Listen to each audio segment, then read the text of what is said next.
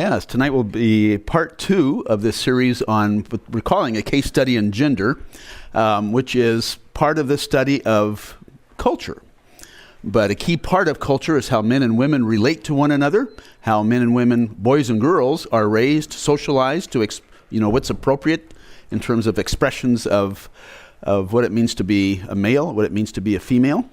And so tonight we're on session number 2. Here's kind of what the whole thing is going to look like. Basic class schedule is we're doing part 1 of this series, and that's creation and fall. We did creation last week.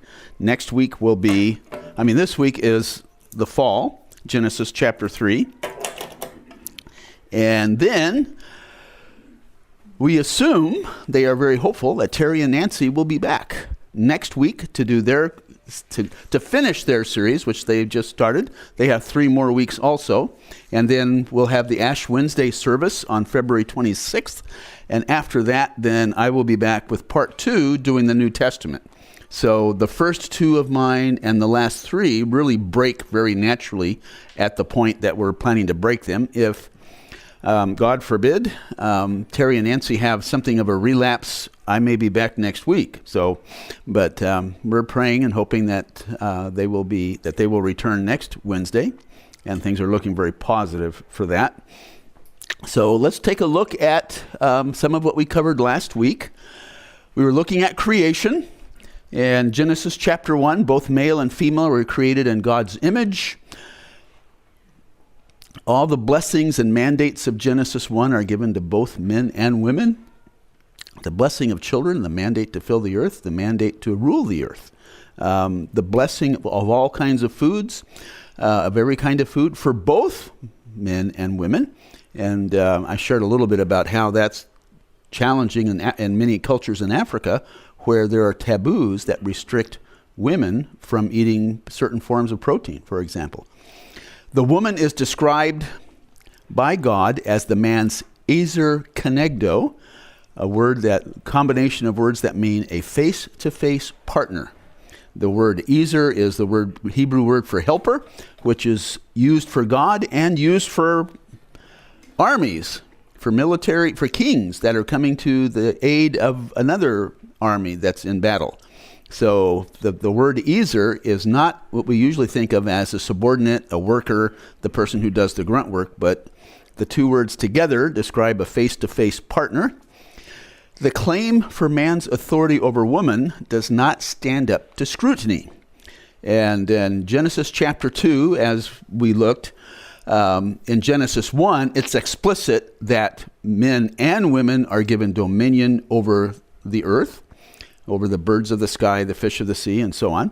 But nowhere in Genesis 2 is man given authority over women. So those that believe that this is an essential part of culture, of life, infer it from 3 different sources. One, the woman as a helper, which we've already seen does not support that because of the terms that are used. Adam naming the woman, which also does not stand up to scrutiny because, as we saw, naming is a function of insight, not of authority. And Adam being created first, where actually the emphasis is on the man's need and the ability of the woman, her capacity to meet that need, plus the idea of being face-to-face.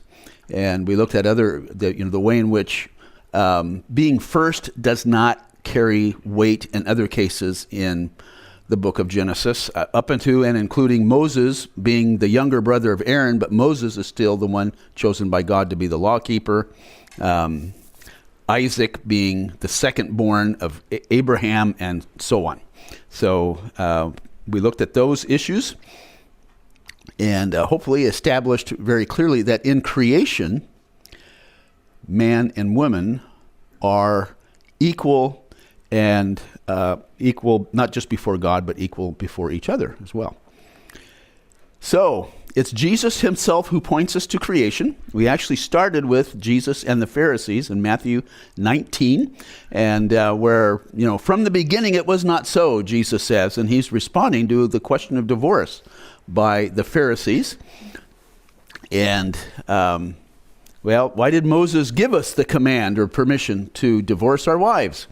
And Jesus, his diagnosis is, it's because of your hard hearts that he did that. And we looked at the law as well as culture that they were appealing to, and pointed out a few things. And I talked with some of our culture team, culture and worldview team, and looked at how we phrased that and came up with hopefully a better way of doing it. That is we were saying both both culture and the law were contradicting God's ideal, that's really overstating something, that, God's ideal or intent is one flesh, stated in Genesis chapter 2, and culture contracted God's ideal because divorce was a common thing in the culture of their day, as it is in ours.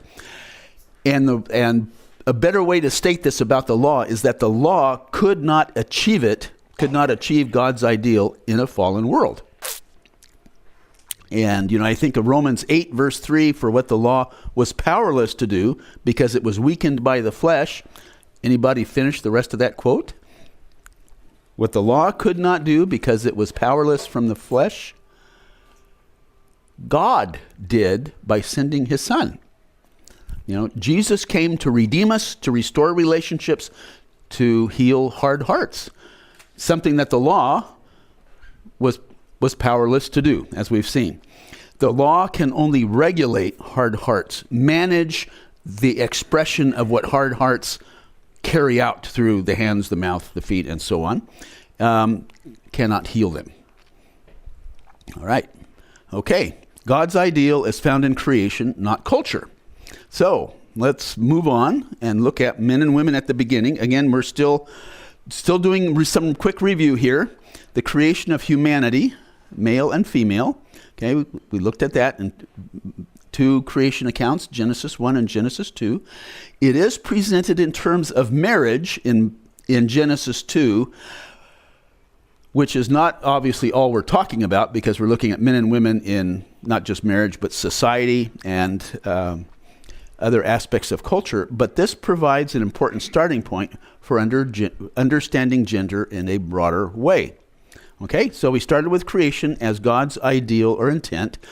When we look at the fall, which is where we are going now, the question we're trying to answer now is, what went wrong? Okay, so temptation and fall, basically two-step process here. The temptation and its participants, Adam and Eve.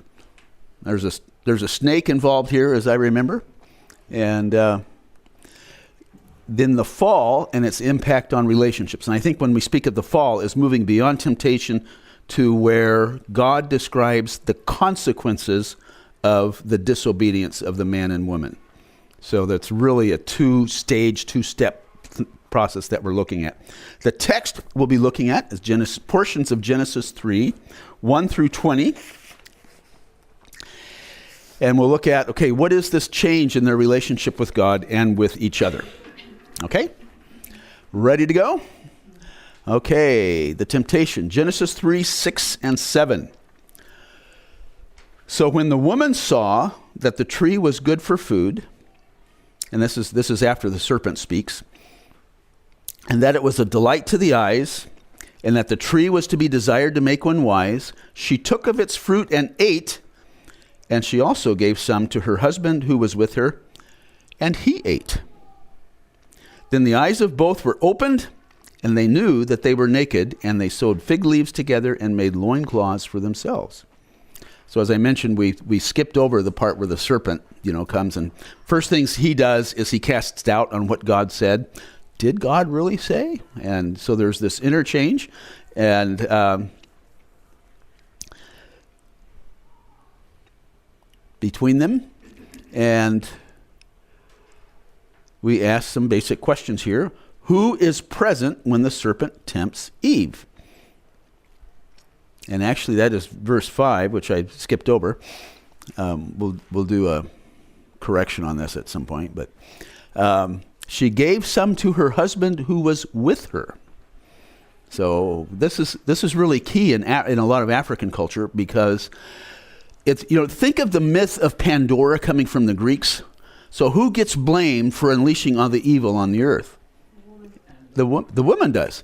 Yeah, and there's a lot of mythology within African traditional culture that does the same thing with women in that culture, and basically assigns the blame for the way things are in the world to women.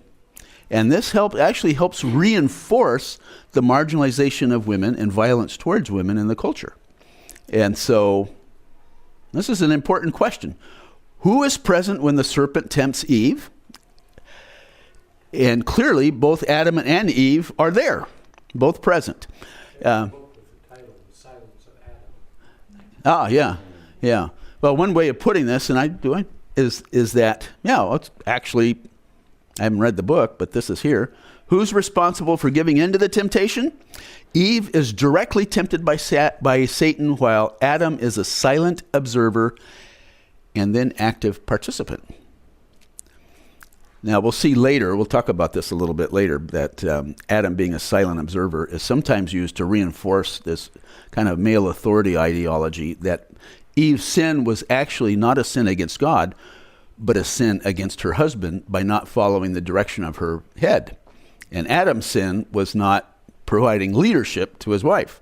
So we get in some interesting territory in some of this, in terms of how people read this and draw conclusions from this passage. And so what we really have here is a challenge to the continual blaming of women, that women and men are equally responsible for the entry of sin in the world. And as I shared, this has significant implications in Africa. Okay? In fact, just curious, women in this room, do you ever, or even the men, speaking of women, do women ever experience some sense of where you've gotten this message either explicitly or implicitly from others in our culture? Okay. Most definitely. Yeah. And, recently I had one man talking about some oddities about his wife in terms of how she responds to certain kind of questions. And based on that, he was drawing a stereotype of all women based on that. So, I don't know if this is just a natural tendency, if men do the same, if women do the same thing regarding men. But so hopefully this is freeing to see this and to recognize this as well. Yeah. Well, see, there's a, and we'll get into this a little bit tonight too. But this sense of not just feminism, but women leaving the home to go to work and such, that this is really unleashing all these ills in society, because the traditional home is what we really need to restore in order to keep society whole. Of course, what they don't realize is that if you look at history in the Industrial Revolution, the men left home before the women did. It used to be both men and women were in the home when you're in the pre-industrial agricultural world, or in the communities. Yeah, or in the community where you had a general store, they would both work the store and have their living quarters on the second floor. So, yeah, it's a lot more complicated than to blame it on the women, because there's some much bigger issues going on. Okay, moving right along. Without further ado, I had a professor once whose lecture, was what everyone describes as the worst lecture is going from the professor's notes to the notes of the students without going through the minds of either. And, he would pause every so often, take a breath and go, semicolon, moving on. Okay. God's judgment. Kind of one of those things in life where, I ended up dropping that class for other reasons, and the other professor that I took that same, it's basically New Testament introduction, full year from, he had a different approach. He started out by saying, it's what's in your head that counts, not on your paper. But his whole approach to teaching was to teach us to think. That was actually one of the more life-changing classes I had in seminary, and he's actually the professor whose work we'll see a lot of when we get to the New Testament portion. And he was also sort of an indirect link to my getting involved with this ministry I'm working with in Africa. Okay, God's judgment. So the Lord God said to the serpent, because you have done this, cursed are you above all livestock and all wild animals. You will crawl on your belly, and you will eat dust all the days of your life. And to the man he said, because you have listened to the voice of your wife and ate from the tree of which I commanded you, you must not eat of it. Cursed is the ground because of you, and through painful toil you will eat of it all the days of your life. All right. Who or what is cursed? Now, we kind of did a shortcut to the answer to this question, but if we read, you have this traditional interpretation or misinterpretation, or we might say mistranslation of verse 16. I will surely multiply your pain in childbearing. Did you ever wonder how God did that? How did God do that? Now, the implication is, and I've heard people state this even here in the U.S., that God cursed the women. God cursed women. You ever hear that? Anybody? Okay. Now, this is another thing that in Africa is used to reinforce the situation with respect to women, to reinforce the male entitlement, male authority, male superiority, is that God cursed women. And of course, by definition, that becomes non-redeemable. How do you redeem something like a curse like that? Well, you don't, especially when it's a physical condition like this. How did God do this? Is the implication of a curse? But only 2 curses are explicitly mentioned. The serpent and the ground, which we just read. The first man and the first woman, and particularly the woman, were not cursed by God. There is no statement to that effect. So we might ask that again. How do the women in the room have any particular response to that? Is that something you've wondered about, or does this have a helpful impact in your thinking? Self-image? Now, I've been asked this before in Africa, and I passed the question on to the director of our ministry. If pain in pregnancy is not a result of a curse, then why is that? Why didn't God make that painless? And here's her response. We all suffer pain, disease, and death. Pain in childbirth is not really different, is it? Childbirth pain is a consequence of the uterine muscles putting the cervix open, a small opening to expel a large object. One might argue that humans are unique in experiencing pain in childbirth, but we are also the only mammal that walks upright and has a birth canal vertical to the ground. My response to that question, which I think I've been asked a few times, is if those muscles were not strong enough to hurt when contracted, they would not be strong enough to hold the baby in. So I don't know if that's useful information or not, but there it is. Okay, consequences of the fall. Okay, moving on to Genesis 3:16, because we talked about the mistranslation. This is the New King James Version. King James is the same. I'm not one of those King James onlys, but this actually has the best translation. And I've, a little rusty on Hebrew, but I worked through my Bible software and went through the Hebrew, and this has got a strong case that this is a better translation. Unto the woman, he said, I will greatly multiply your sorrow, a word that could also be translated sorrowful labor or painful toil, and your conception and or pregnancy. It refers to that whole process. In pain or sorrowful labor, you shall bring forth children, and your desire or turning shall be for or to your husband, and he shall rule over you. Now, some of those Hebrew words, as you see with these annotations, can be translated with slight variation over that. So we'll take a look at this translation as well as the rest of the consequences of the fall that God describes to Adam. To Adam, God said, "Because you have listened to the voice of your wife and ate from the tree of which I commanded you, you must not eat of it. Cursed is the ground because of you. Through painful or sorrowful toil you will eat of it all the days of your life. It will produce thorns and thistles for you, and you will eat the plants of the field. By the sweat of your brow you shall eat your food until you return to the ground, since from it you were taken. For dust you are, and to dust you will return." Okay, now we're going to change our topic from the consequences of the fall to the economics of the fall. What do we mean by economics? Now, this may be a new concept when we talk about the economics of the fall. What do we mean by economics? Oh, I didn't make those come up separately. Did I press this too hard? No. Well, you have all this stuff on Wall Street and on, the micro and macroeconomics and all that stuff. But the basic meaning is how scarce resources are allocated among competing ends.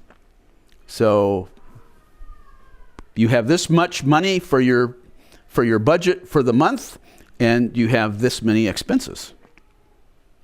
Okay, so in relation to one another, your resources are scarce or limited in relation to your needs. Okay, and wants, let's say. In the Garden of Eden, there was an economy of abundance. Resources aren't even scarce. There is an abundance in the Garden of Eden. So we would describe the Garden of Eden as an economy of abundance.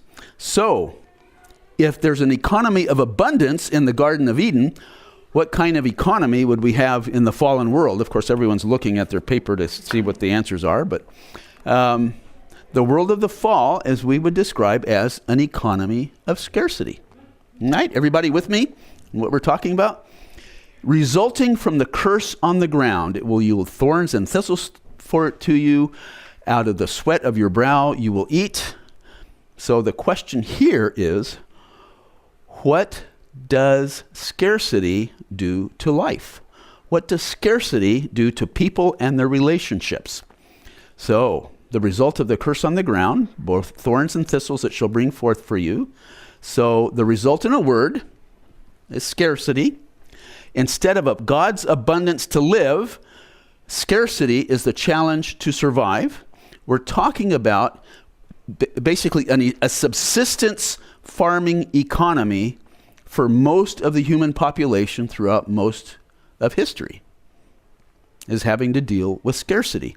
Difficult choices will need to be made, not what do we get to eat today in the Garden of Eden, but who gets to eat? I was looking online at pictures from an article in the Atlantic magazine of the plague of locusts that is hitting some places in Kenya. Now think of what that would be like in an earlier time when you do not have the communication or transportation technology to rearrange resources. Basically, if locusts had hit and it's as far as the eye could see, you may very well look at your entire family starving to death.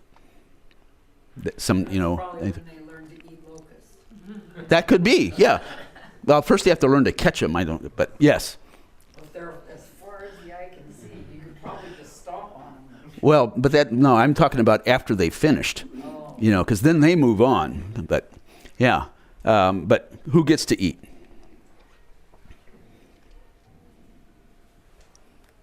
Okay, so it impacts people and their relationships. Let's see, we're going to look at an approach by Dr. Carrie Miles. She's the founder of the ministry in Africa I work with. She did her PhD at the University of Chicago in a branch of social science. And one of the scholars that she was influenced by is Dr. Gary Becker, who won the Nobel Prize for his work on how economics drives non-financial behavior. So she took this idea, being a Christian, she took this idea and ran with it. and basically applied this discipline of what is called socioeconomics, combined that with a study of the biblical text, confirmed it by looking at the history of humanity in the pre-industrial world in order to evaluate how scarcity affects human relationships and behavior. And of course, there's implications for our world as well. Okay, so we'll look at the impact of scarcity on men. First of all, the ground is cursed. Men are forced into struggle with the ground and with each other. In other words, if you've got to compete with the ground as the human population grows, you've got to compete with other men as well for those scarce resources. Men will suffer sorrowful toil. The Hebrew word there is itzabon, and there's a reason I'm sharing that with you. We teach you a little bit of Hebrew. Men must work hard to survive. Now, if that's the case, wouldn't that affect women as well? Yeah. So we'll see this word itzabon again. Man eats by the sweat of his brow. So kind of like I'm doing a shortcut thing on was probably an extensive evaluation and application of these principles to human society. But you've had the anxiety, the concern about competition, the pressure to be the best, to avoid shame, the pressure to dominate. Okay, we're starting to look at the development of what is essentially a social hierarchy, because you either dominate others or you are dominated. To find your place in the social hierarchy in terms of interacting with other men. You must not, was there a hand? Yeah, a question in regards to the use of the word man Mm-hmm. in this slide. Yeah, I'm speaking of male. You are speaking Yes. of gender men. Yes. Here. Yeah. Yeah, as we'll look at. Or Carrie, in her research, is speaking Yes. of gender man. Yeah. Okay. Because the consequences are given by God to men and women separately. So we'll look at that, and then we'll look at, okay, what about their relationships? And I'll share resources later if you want to look into this in more detail. She has a college-level book that she's written, as well as our study guide, which, as the Africans describe, is on the ground level. Yeah. Men must not show weakness, because what happens if a man shows weakness? He gets dominated, taken advantage by other men, exactly. Hierarchical power arrangements in which a few men dominate everyone else, such as in slavery and despotism. And, we might add, hard hearts. And, what's that? Yeah, and even with your family, because you're working at a distance from the rest of the family, and we'll see when we look at the effects on women, how, the issue of becoming emotionally invested in your own children. You think of the New Testament, well, we'll do a little advanced look here. Think of the New Testament passage where mothers are bringing their children to Jesus to be blessed. You remember that? Well, why would that be? We think of, situations like, I think Roman Catholics do this, where it's kind of, oh, this is neat, sweet, wonderful, getting children blessed. But if you're in a world where childhood mortality averages about 50%, let's say there's 5 mothers with a total of 10 children between them, they can expect that only half of those kids will be alive to reach adulthood. So it's so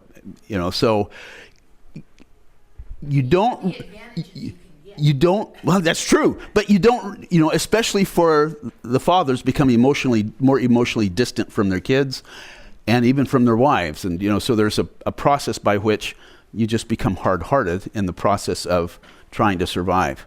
And we'll return to dust or death. Now, let's look at the impact of scarcity on women. And this is, like I said, is kind of a crash course in a much bigger subject. So let's go back to this issue of the translation of Genesis 3:16.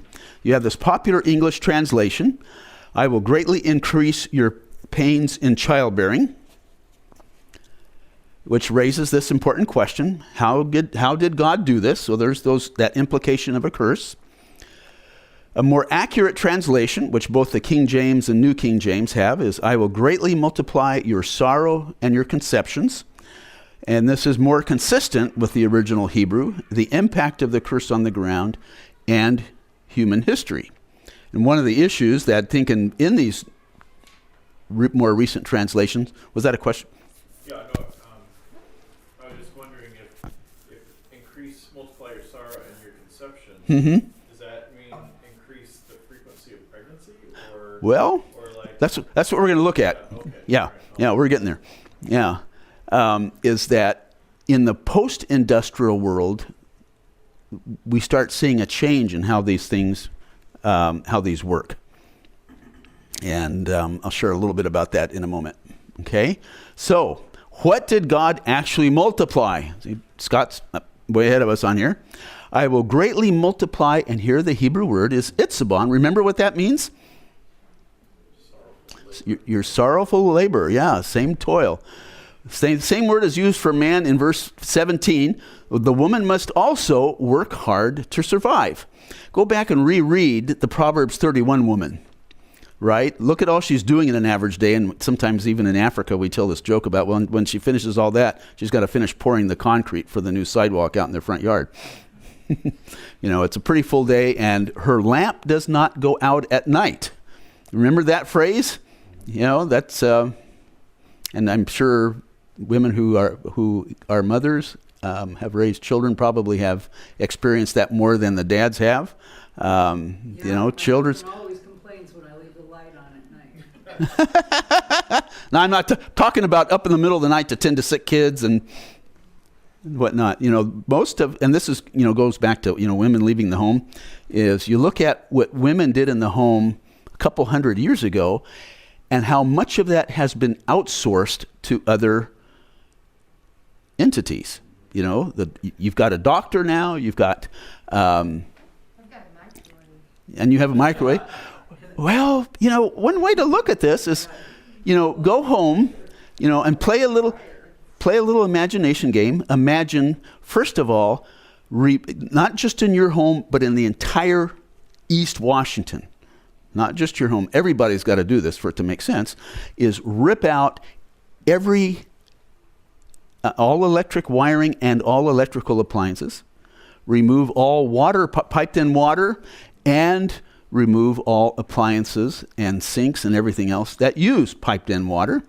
So now you don't have a refrigerator. How do you, so you've got the issue of food security. I heard one news report that the average woman in India spends 5 hours a day obtaining and preparing food. If that happened, basically we would return to the same world that we had, ages ago. And women really would be spending their full day involved in not just child rearing, but all these other tasks, because most families produced everything they consumed, almost everything they consumed, in the home. Not just making soap, but clothing and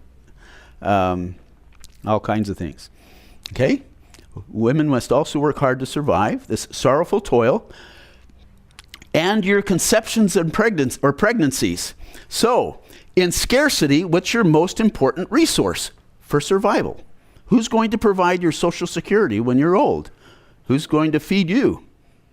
Your kids. Yeah. So what's your most important resource? Children, right? So what does women's most important job become? Children, bearing children.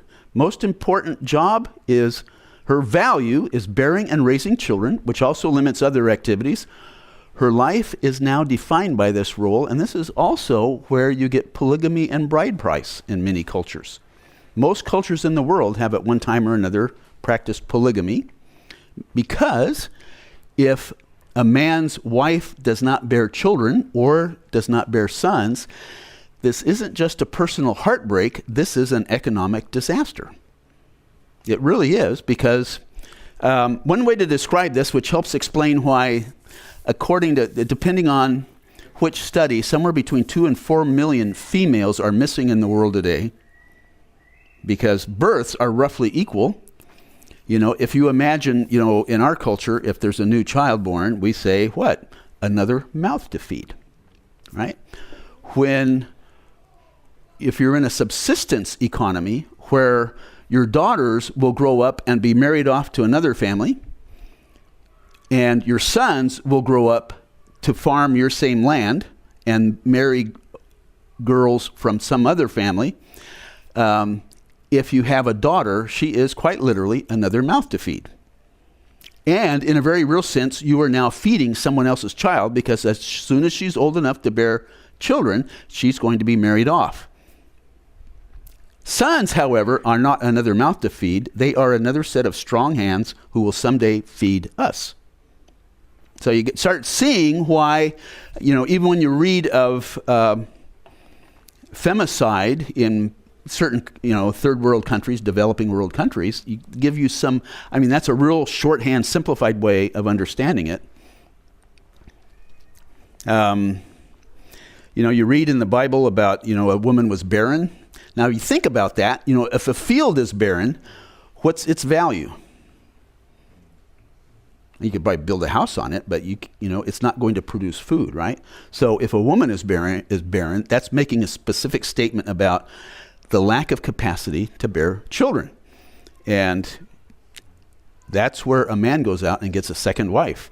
A guy named Moses Mlenga he used to be a professor, now he's the dean of a branch campus at the University of Livingstonia School of Theology.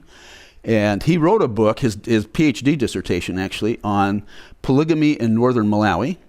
And he said to this day, well, his wife has born 2 daughters, and he still gets significant pressure from members of his family, his own family, to get a second wife so he can still have a shot at having a son.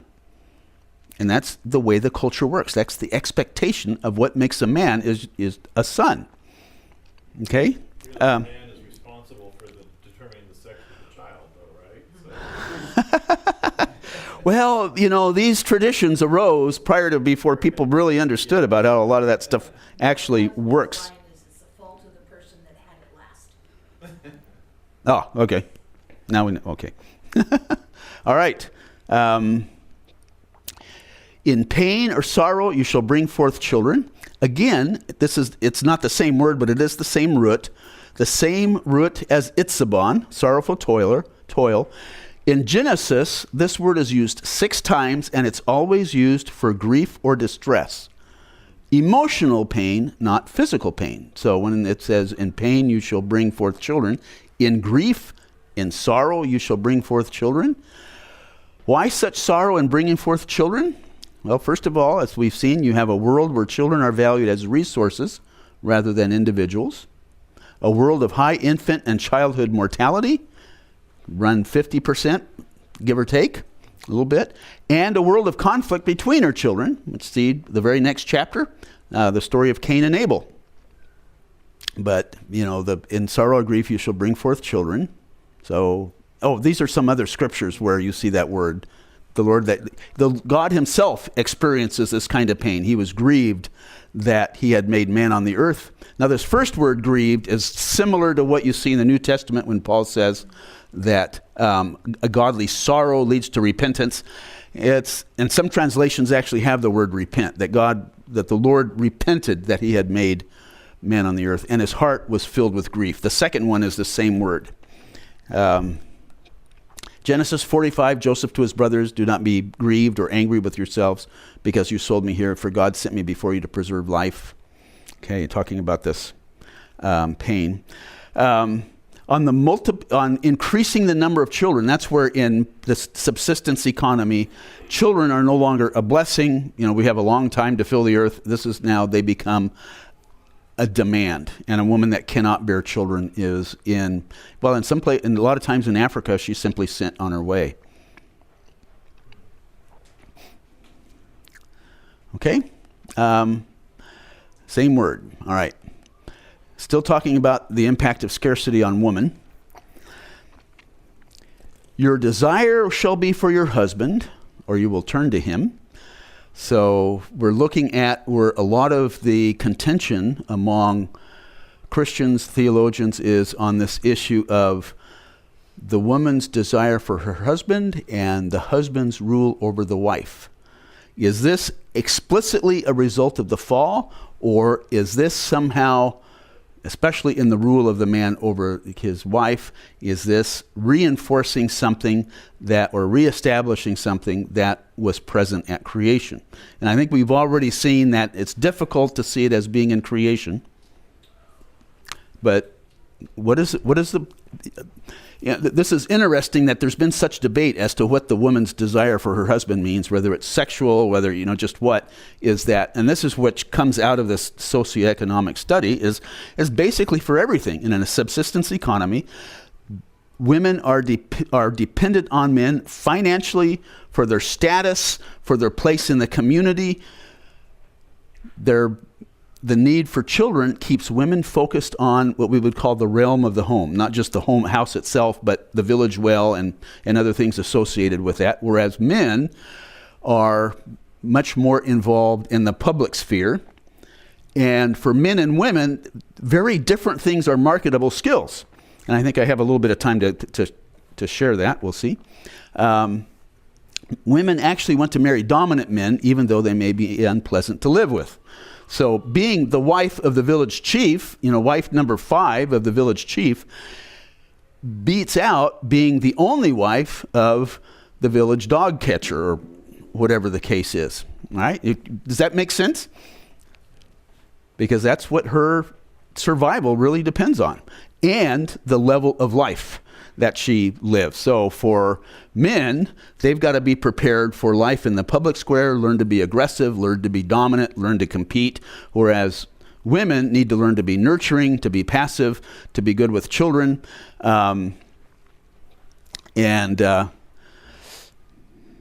So typically, with that the case, men may need to learn to read as they're growing up, but women typically do not, which is why you find in a lot of these cultures, women are simply illiterate, whereas men may be very literate because of that very situation.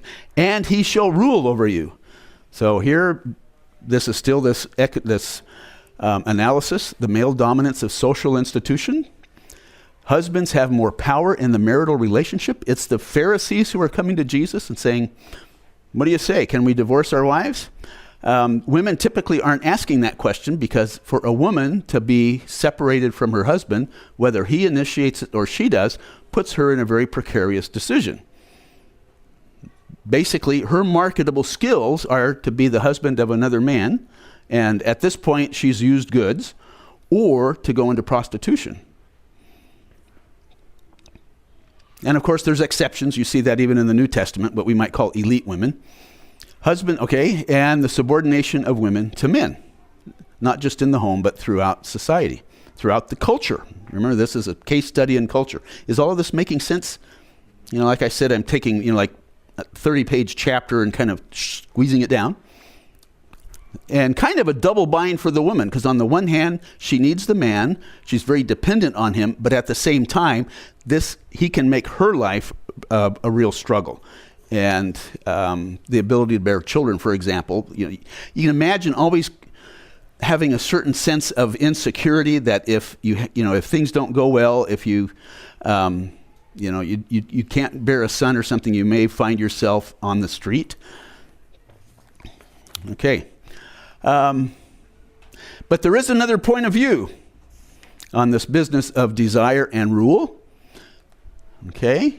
What is the woman's desire? This is actually the title of a article that was written in the mid-1970s, and we can see this in a couple places where the translation becomes a bit of an interpretation and tells us explicitly what the woman's desire is.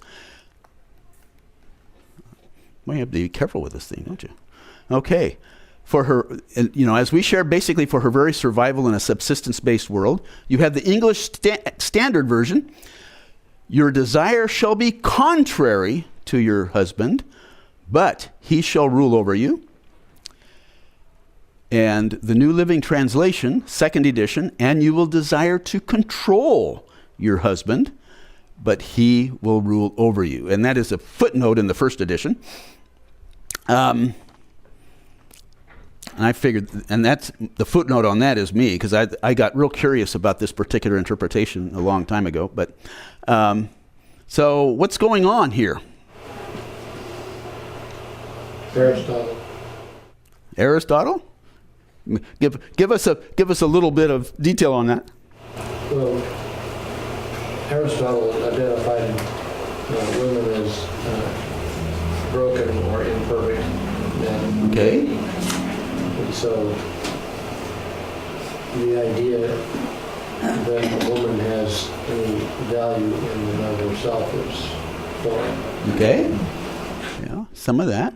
Isn't there kind of an assumption here, a little bit even of circular logic that says, that puts the husband in a position of dominance or rule to begin with, if she's contrary to or desiring to control him? Although that could be that they were equal before, but now she's desiring to control him.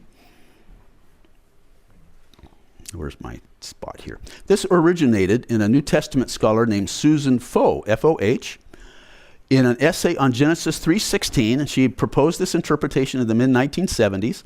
And the way she phrased it is, your desire will be to dominate your husband, but he will rule over you. And she based this on a comparison with Genesis chapter 4, verse 7, where God is speaking to Cain. This is after Cain has killed his brother Abel. Sin is crouching at your door. Its desire is for you, but you must master it. So desire, therefore, must be a desire to dominate. Because sin wants to dominate Cain, and in the same way, the woman wants to dominate her husband. Now, just as an aside, think about that a little bit. If this is crept into a man's thinking, that, let's see, as sin is to Cain, so my wife is to me. How what his thinking might become if he cares to take this to its logical conclusion, and thankfully not everybody does, but and commands in the New Testament for women or wives to submit or not have authority over men are seen as supporting this interpretation. In other words, women have a natural inclination, tendency resulting from the fall to dominate men. So, for example, the King James translation of 1 Timothy 2:12, I do not permit a woman to usurp a man's authority. So one thing we'll look at when we get to that in the one of the later sessions here is that a local situation because of conditions at the church in Ephesus where Paul is writing to Timothy? Or is this a universal thing? And so this then is used to argue that, no, this is a universal issue, a universal prohibition for women, because men have the God-given right and responsibility to rule and to lead. Okay, there's some implications of this. She starts off with a statement about feminism in the church.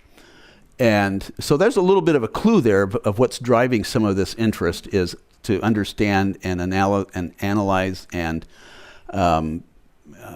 address the issue of feminism in our world. And that's part of what's driving a lot of the conservative or traditional thinking, kind of like your statement about if women are out in the workforce, and this is an issue that's causing problems. Okay, so there's some implications here. Sin is the woman's sin was or is against her husband and his headship, not really against God. Like I said, not everyone draws this particular conclusion, and sometimes you find this conclusion not related to that particular interpretation. And this sin becomes a strong tendency, even a character defect of women. Remember the basic question, okay, how did God do this? How did this happen to woman in this situation? And typically, I don't think I've ever seen any kind of, this socioeconomic kind of analysis of what's driving this. It seems to be more related to conditions in our world today. Redemption. This is Susan Foh's own conclusion. And yeah, there's the title. The article was, What is the Woman's Desire? In the Westminster Theological Journal, volume 37. And actually, I just typed in her name, Susan Foh, and that came up as like the second thing. Tried it on both Google and DuckDuckGo, You know, the search engine that doesn't track you as they build themselves. Okay, think about this. Consequently, a man must actively seek to rule his wife. And that's her conclusion. That's the where she takes it logically. And so basically, male authority becomes corrective action over women. Because women have this sinful tendency, therefore, men must actively seek to rule their wives. Does that make sense where that they would be drawing that conclusion? This, I mean, I see, Well, she does. I see the line of reason, but I don't agree with I can see it. the logic, Uh-huh. but they're ignoring the fact that men are sinful also. Mm-hmm. And that this is the fall. This is not the way it was originally designed to. Uh-huh. Well, and also, even if it's a matter, if it's an effect of the fall, then we shouldn't be celebrating it as the status quo. Yeah. I mean, you would think that our struggle should be against the effects of the fall. You would think. And, But that's not the way she phrases it. And let me share a quote. This is from a scholar by the name of Cynthia Long Westfall, a book called Paul and Gender, Recovering Paul's Vision for Men and Women in Christ, or something like that. I don't have the subtitle quite accurate. But and as she shares, she's been working on this for 45 years, not just the exegetical data, but looking at the life of the church. And she says, remember, Jesus said they will know us by our fruit. The mandate to subordinate women, now here she's talking about not just this interpretation, but this whole traditional framework generally, however it's supported, you know, that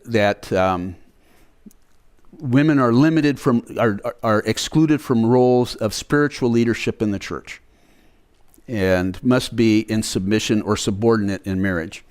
The mandate to subordinate women and bar them from positions of authority has been applied in the congregation and the academy meaning seminaries and colleges and such, in some cases with various forms and degrees of disrespect, marginalization, suspicion, mistreatment, and rejection of women, usually in an effort to maintain control, enforce a standard, or deflect responsibility. The prerogative of male leaders and husbands is felt to be such a scriptural priority that there is a lack of accountability and confrontation in cases of abuse, sexual harassment, and incest in the churches. So she's simply describing what she has seen as what happens. You know, like you said, men are also sinners, and what happens if you're in a situation where men do not have accountability.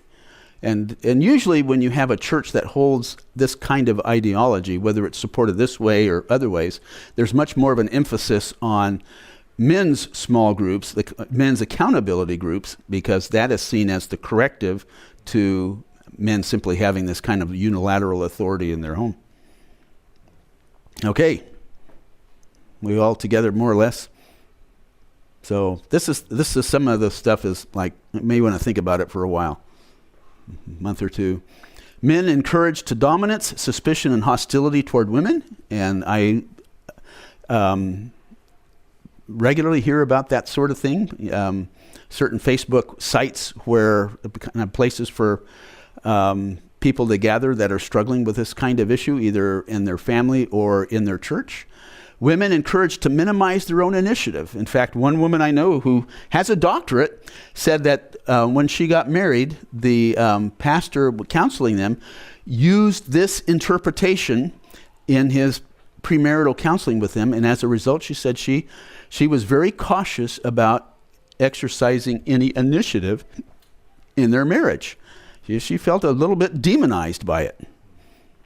That, you know, exercising initiative, am I trying to dominate my husband? I know another woman who said she felt kind of slimed as well by it because she says, I love my husband. I don't want to dominate. So anyway, it would tend to keep women and wives in a very vulnerable position. That's where I was supposed to read what I just read, but you kind of heard some of the results of that vulnerable positions. And there's implications in Africa where there is often a value for men to beat their wives to reinforce their control. And in fact, one woman in particular who's an international expert on gender relations and gender violence towards women said, "Nah, this interpretation, because they recently published the Africa Study Bible and they decided to use the New Living Translation." In fact, that's where I first raised the question about this when I was there on one trip. In fact, I had a good conversation with a friend of mine who's one of the assistant editors on that study Bible. But this other woman's comment was, death is going to result from this. There will be times and places where men will beat their wives to death, feeling authorized by this interpretation that men have to struggle to rule their wives. Okay, if we kind of cross-examine this, first of all, the metaphor in Genesis 4:7 is of a wild beast crouching. Its desire is to consume or devour. So you're still dealing with an issue of appetite. The bride, and the same word is used in the Song of Solomon, chapter 7, verse 10, of the groom's desire for his wife, his bride, in a positive way. As the bride says, "I belong to my beloved, and his desire is for me." It's actually a judgment on the man. Your wife is going to keep nipping at your heels, or however we might phrase that, right? And it doesn't fit the pattern in the context of how the consequences are described, first for the serpent, then for the woman, then for the man. So there's some issues with that. Same question, how did God do this? How did he accomplish this judgment? And it's not consistent with what actually happens in subsistence economies. There is a situation, there is a tendency that the more men dominate, the more women tend to manipulate simply for psychological survival. But that's not really what we're describing here. Yeah. One of the things I've always found interesting is when Paul is talking about men and women relationships, there's a verse where he says the women are to respect their husband and their husbands are to love their wives. That's the instruction the men miss. They've got the ruling down, but they don't have the love down. And the women desiring to control their husband, that respect piece is not the standard. And actually, we'll look at that particular passage in, there's 3 New Testament lessons. That'll be in the middle one. What's the transformation Paul is trying to bring about in that passage? And actually, we'll look at that a little bit here before we're done, which we are nearly done. Good thing, because at 7:30 is like everything, they roll up the floor, I think. But they include Ephesians 5 and Paul's call for mutual submission, preceding what he says about man and women. And we'll see, that's not even the biggest issue with understanding that passage.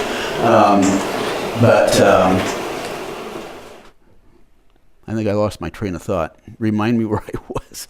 What's the guy say? My train of thought just left the station. I'm still here with my ticket. But that's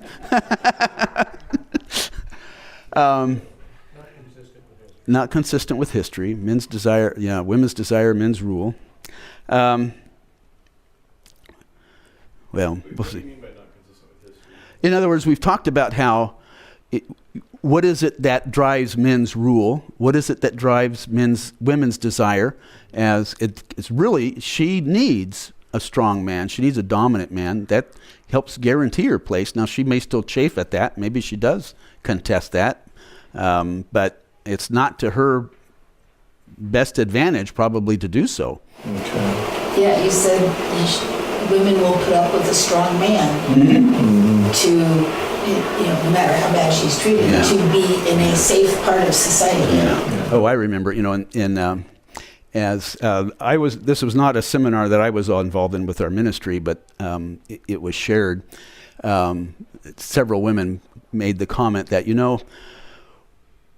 talking about what's the transformation Paul's trying to accomplish? What's the transformation our ministry is trying to accomplish? She said, when our husbands stop beating us, we can take advantage of them. Okay? So think about that. That's where, if a man is doing the things that are described in Ephesians 5, It's like in Africa, a man who helps his wife too much, he's going to be criticized by his own family. That's not a man's thing. That's not, taking your place in society as a dominant male. So if a man starts to do those things, his wife may be the first one, because she's been socialized in this system as well, so she may start to disrespect him for that very reason. So Paul is, he's pushing on both sides on that issue. Okay? Jesus challenges men, never women.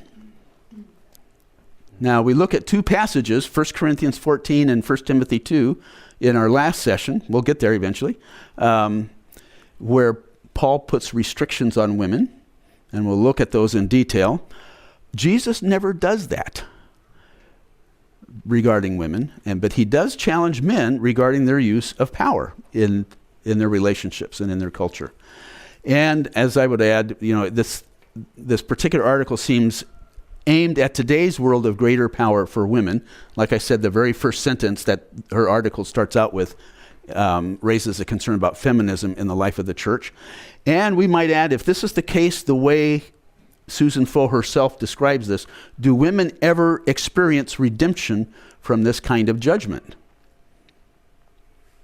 I mean, so you look at this issue, if women are restricted from certain roles of leadership, if that's because of the fall, then it's legitimate to ask, do women ever experience redemption from those particular aspects of the fall? That's why, the first thing we looked at is, does this do you trace this back to creation or not? Okay, but, the other issue is, does this view answer questions or raise them? Okay, now, 10 minutes to go, real quick. Any questions on that particular issue? No? Okay. The impact of scarcity on relationships. Relationships become transactional. That is, we use others to meet our needs. If we ask what men, African men, when you pay bride price for a wife, what do you expect to get? Well, sex, food, and children. For the man, women gain a home and protection in that arrangement, but it's very transactional. What we would call which is expected in our culture, is that husbands and wives are companions. They have a companionate relationship. Yeah. Would you say that the normally transactional companion relationship is really it's self-serving for the man, Mm-hmm. it's self-serving for the woman. Yeah. And they're both are trying to save their own life, to protect themselves, to be safe, to have food to eat. And so they treat the other as the means to serve their own need. Yeah. Is that what? Yeah, I think that's the basic idea would be accurate. Rather than the helpmate that... Rather than a true helpmate, a real companionship together. Yeah. Now, in our seminars, we're always working with people who are usually working with. I mean, we've had some people become, say, I want to receive Christ right now. I mean, this is great. I finally see a picture of Jesus that attracts me, and I want to follow him. So that happens occasionally. But typically, they are Christians, and they've already made significant progress in this direction. So, but this is what they're seeing in their culture also. Sexuality is expressed in a double standard. For men, sex is a mark of achievement and conquest and a way to prove their masculinity. But for women, it's something to be protected, more for her family and future husband than for her. And right away you can see, this is probably not going to turn out very well, right? But, sexual double standard in our culture. A real helpful book, somebody's always asking, why is it that women wait so long to report sexual assault? Is, the young woman that was sexually assaulted behind the dumpster at Stanford. Anybody familiar with that? And after a few years, she just a few months ago, published a book, said, "Know my name." The guy was this well-known swimmer on the Stanford swimming team and had all these credentials and had this great future. She was just this anonymous woman found naked behind the dumpster, right? And she never had any more status than that. So right away, you see a double standard. But when she was asked, do you want to press charges? And she said yes. And her next comment was, I did not know that the fact that the man had been drinking would gain him sympathy, but that I had been drinking would get me criticism. So you see this double standard, throughout culture. What's one definition of a slut? Is a woman who has the morals of a man, right? The man becomes a stud and the woman becomes a slut. That's changing in that it's becoming more acceptable for women to go to the level of men as opposed to men rise to a higher level. Okay. Hierarchy determines our treatment of one another. Power and status hierarchy, respect to those above us, lack of it to those below, treat them as expendable. Scarcity, limited goods, a zero-sum approach to position and power. And it looks like this. We're going to do a quick diagram of the fallen world. And you have a few powerful men on top. Most men are dominated in the system and competing for position. And at the bottom, women are subordinated. Okay? This is a simplified diagram of a certain social system. And it has a name. Don't look at your handout. What's this called? Patriarchy. Call it. This is a simplified diagram of patriarchy. But notice something. Usually we think of patriarchy as men ruling over women. In reality, and everywhere we've gone, people say, yeah, that's it. But this is documented very carefully by the New Testament professor that I studied under, as I mentioned. It's a system in which you have a few powerful men on top. Men are ruling, it's men ruling over, a few men ruling over everyone else, men and women. So you have a few powerful men on top. Most men are competing for position down here. Women are subordinated. We've already shared about that. And that's a basic description of patriarchy. A good example of this, where you can see this described fairly well, is in Mark chapter 10, and a parallel passage in Matthew 20, where James and John come to Jesus and say, can we be at your right hand and left hand in your glory? And Jesus says, you don't know what you're asking for. But what is it they're asking for? In their minds, the emperor is here on top with Pilate as his, what do you call that, regent or his representative, ruling in Jerusalem. Jesus, the Messiah, the Son of Man, described in Daniel chapter 7, verse 14, as the one who is going to appear before the Ancient of Days and receive power, dominion, and authority, so that all nations, tribes, and languages might what? Serve him. And so in their minds, we're going to Jerusalem. Jesus has been talking in all this cryptic language, but he's going to boot out the emperor and Pilate, take their place at the top of this system, and we want to be there at the right and left hand with him. And of course, the other 10 disciples are what? Angry. Big time ticked off, because they're here and they say, look, you guys jumped ahead of us, and that's where we want to be. And Jesus, of course, responds, no, I'm not going to the top of this system. I'm replacing this entire system. And that's the key, and we'll see that in our first lesson, because the next New Testament lesson will be dealing with Jesus.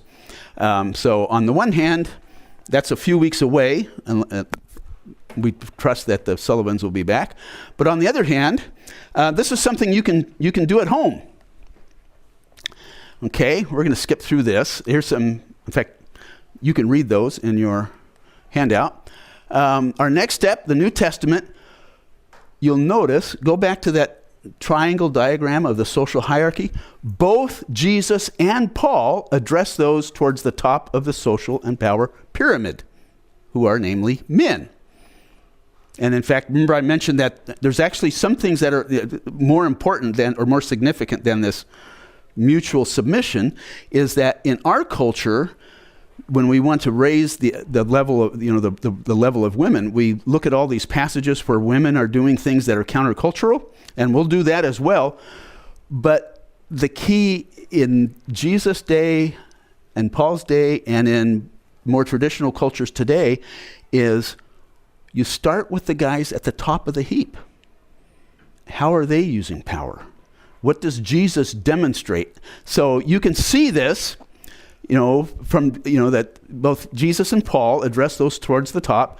You can see it in Jesus, and for example, more clearly where the disciples are arguing regarding who's the greatest, like Mark 10. Luke 22 is another good one. Look at Paul in Ephesians 5:21 through 6:9, where he addresses the women, children, and slaves. And I actually read somebody making the statement, look, wives are told to submit, slaves and children are told to obey. Look, nothing changes. But reread it and look at what Jesus says to the man as husband, father, and slave. And master, husband, father, and master in that culture. And you see what, change starts from the top, right? And 2 Corinthians 10 through 12, where Paul is, here it's a little less clear, but look how Paul is describing his leadership versus the leadership of the false apostles there. And you'll start seeing some of this same dynamic of where that challenge is coming. Okay? And we'll do this, review all passages addressing gender, well, just as you read through Scripture. And look, those describing women who are active in countercultural ways are roughly 1/2 of the passages. Not what you'd expect for patriarchy, and it's not what people typically see. So we'll take a look at that. So a couple questions. How do you account for this? And what could possibly go wrong? And how do you deal with it when it does?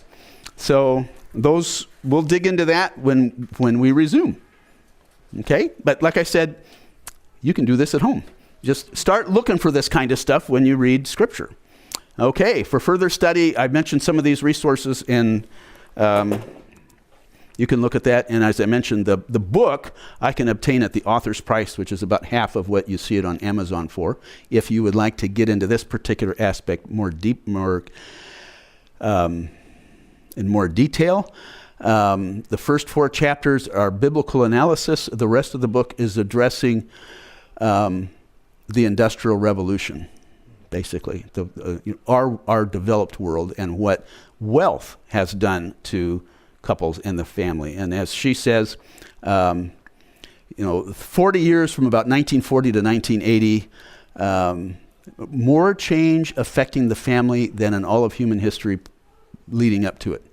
And nobody's really not very many people have tried to come to terms with it. And it is 7:30. Okay. So, close in prayer. Thank you, Lord, for this time together. And we ask your blessing on us all. We ask your blessing on Terry and Nancy, that they might fully recover and be with them and bring them back to us next time. And we pray your blessing on each of us as we go forth. We ask in Jesus' name. Amen. Yeah.